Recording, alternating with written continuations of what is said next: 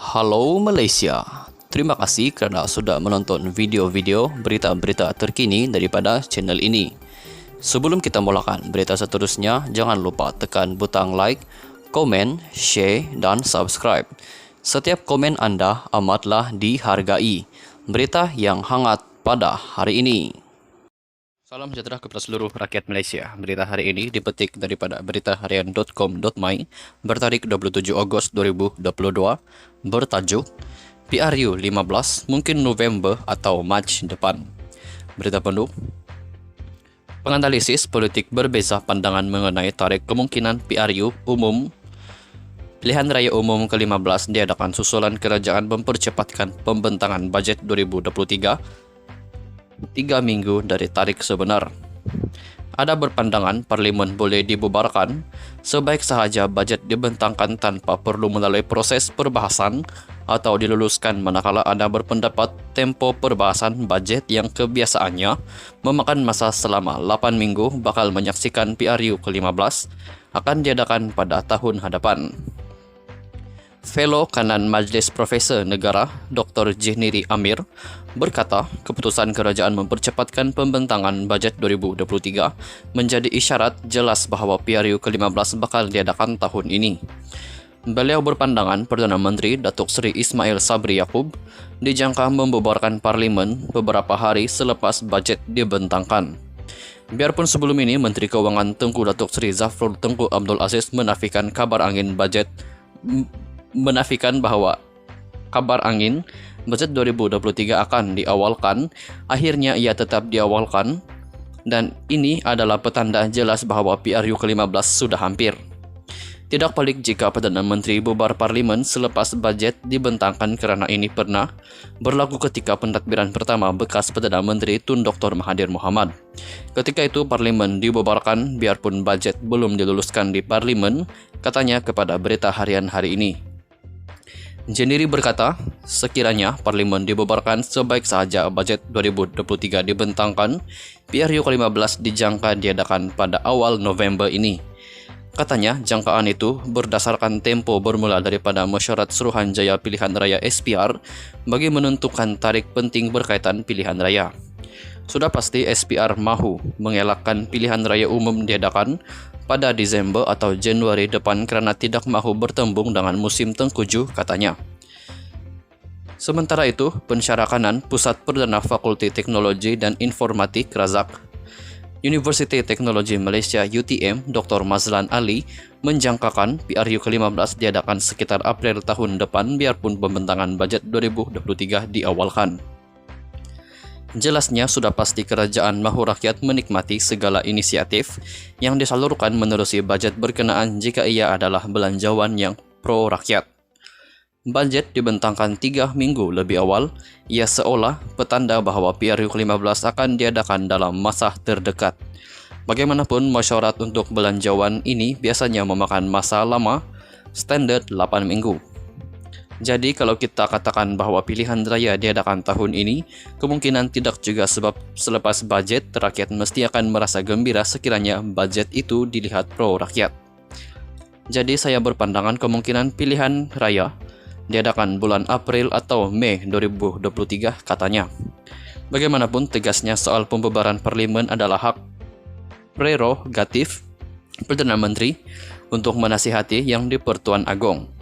Dalam pada itu, beliau berpandangan jika pilihan raya umum diadakan tahun ini, Barisan Nasional BN akan melalui laluan sukar disebabkan pelbagai isu seperti kenaikan harga barangan dan inflasi masih belum selesai. Apatah lagi dengan isu mahkamah yang menyelubungi pemimpin UMNO ketika ini. Sudah tentu ia memberi mesej buruk terutamanya kepada pengundi atas pagar, katanya. Sekian saja berita untuk hari ini. Kita jumpa lagi di video yang seterusnya. Stay safe, stay healthy, bye-bye. Salam sejahtera kepada seluruh rakyat Malaysia. Berita hari ini dipetik daripada beritaharian.com.my bertarikh 27 Ogos 2022 bertajuk PRU 15 mungkin November atau Mac depan. Berita penuh. Penganalisis politik berbeza pandangan mengenai tarikh kemungkinan PRU umum Pilihan Raya Umum ke-15 diadakan susulan kerajaan mempercepatkan pembentangan bajet 2023 3 minggu dari tarikh sebenar.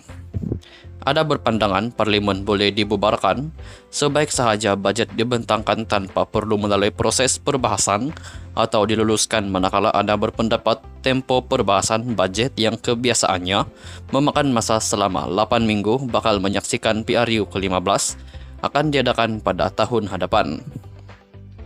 Fellow Kanan Majlis Profesor Negara Dr. Jehniri Amir berkata keputusan kerajaan mempercepatkan pembentangan bajet 2023 menjadi isyarat jelas bahawa PRU ke-15 bakal diadakan tahun ini. Beliau berpandangan Perdana Menteri Datuk Seri Ismail Sabri Yaakob dijangka membubarkan parlimen beberapa hari selepas bajet dibentangkan. Biarpun sebelum ini Menteri Keuangan Tengku Datuk Seri Zafrul Tengku Abdul Aziz menafikan bahwa kabar angin bajet 2023 akan diawalkan, akhirnya ia tetap diawalkan, dan ini adalah petanda jelas bahawa PRU ke-15 sudah hampir. Tidak pelik jika Perdana Menteri bubar parlimen selepas bajet dibentangkan, kerana ini pernah berlaku ketika pentadbiran pertama bekas Perdana Menteri Tun Dr. Mahathir Mohamad. Ketika itu parlimen dibubarkan biarpun bajet belum diluluskan di parlimen, katanya kepada Berita Harian hari ini. Jehniri berkata, sekiranya parlimen dibubarkan sebaik sahaja bajet 2023 dibentangkan, PRU ke-15 dijangka diadakan pada awal November ini. Katanya, jangkaan itu berdasarkan tempo bermula daripada mesyuarat Suruhanjaya Pilihan Raya SPR bagi menentukan tarikh penting berkaitan pilihan raya. Sudah pasti SPR mahu mengelakkan pilihan raya umum diadakan pada Disember atau Januari depan kerana tidak mahu bertembung dengan musim tengkujuh, katanya.